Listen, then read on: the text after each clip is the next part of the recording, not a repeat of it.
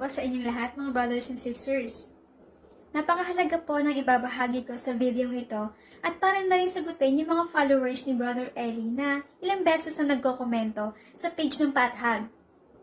Yung mga komento na nababasa ko na ipinapalabas nila na ang mga nagsasalita sa mga videos ng page na to ay walang alam sa Biblia ay hindi na po bago sa akin.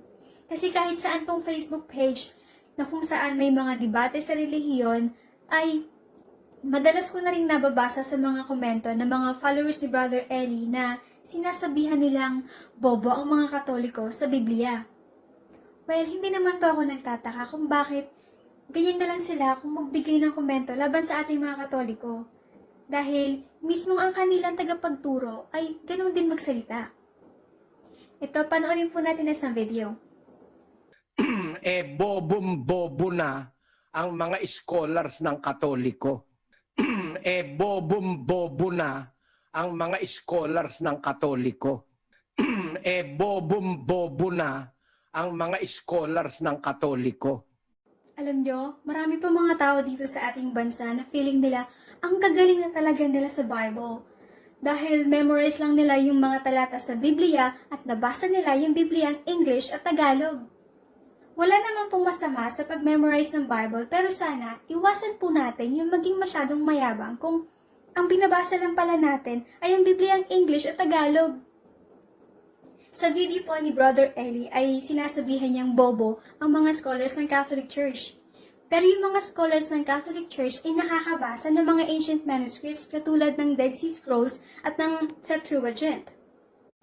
Alam po ninyo, mahilig po ako mag-aral tungkol sa Dead Sea Scrolls dahil meron po ako mga libro.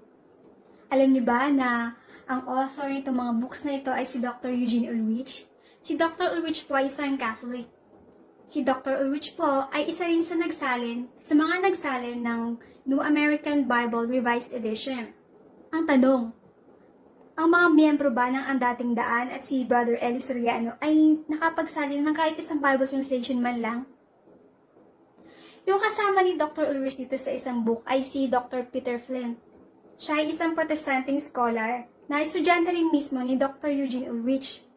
Imagine, isang Protestanting scholar nagputuro pa sa isang Catholic Bible scholar. Isang para-isipan po yan.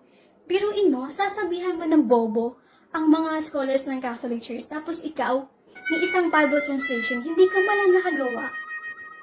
And by the way, mahilig din po akong manood ng Itanong Mo kay Soriano.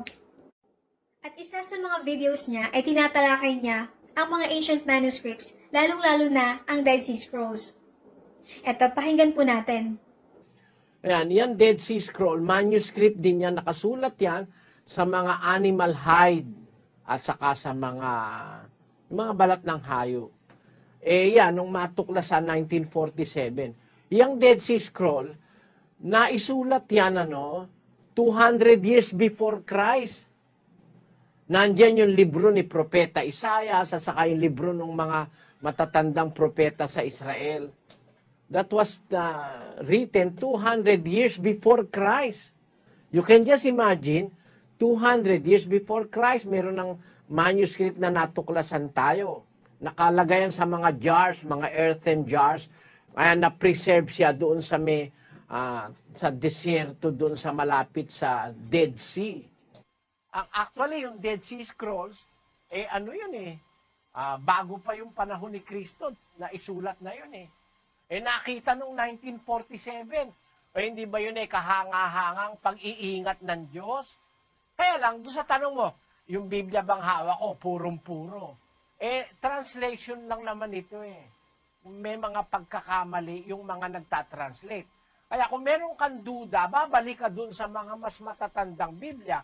At dahil sa computer ngayon, hindi na mahirap kumonsulta ron sa Dead Sea Scrolls. Mababasa mo na sa iyong sariling libro. May kopya na ako ng Dead Sea Scrolls, photocopy pa. Napakinggan po natin na tinalakay ni Brother Eli ang mga ancient manuscripts at isa na dito ang Dead Sea Scrolls. Ngayon, may tanong po tayo sa mga followers ni Brother Eli na lalong-lalo na yung mga nagmamagaling na magaling daw sila sa Biblia at bobo ang mga Katoliko.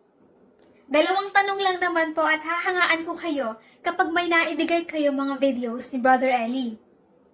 Unang tanong, dahil madalas banggitin ni Brother Eli ang Dead Sea Scrolls, meron ba kayong videos na maipapakita na nagbabasa si Brother Eli ng text ng Dead Sea Scrolls? Pangalawang tanong, dahil sinabi ni Brother Eli na kung meron kang duda, ay babalik ka doon sa mga matatandang Biblia. May mga videos ba kayong maipapakita na tinatalakay ni Brother Eli ang textual criticisms at tinatalakay niya ang tungkol sa textual variants ng mga ancient manuscripts kasama ang Dead Sea Scrolls? Sana po ay maipakita ninyo sa amin ang mga videos na ito. Kung totoong bobo ang mga Katoliko sa Biblia, bakit may mga Katolikong nakakabasa ng ancient manuscripts kagaya ng Dead Sea Scrolls? At kung totoong matalino si Brother Eli Soriano, ay bakit hindi man lang niya magawang basahin ang Dead Sea Scrolls? Yun ng Greek text ng Matthew chapter 1 verse 1, ay mali ang kanyang pagbasa. Ito, panoorin po natin. Basahin natin yung Mateo 1:1 sa Greek, kapatid na Daniel.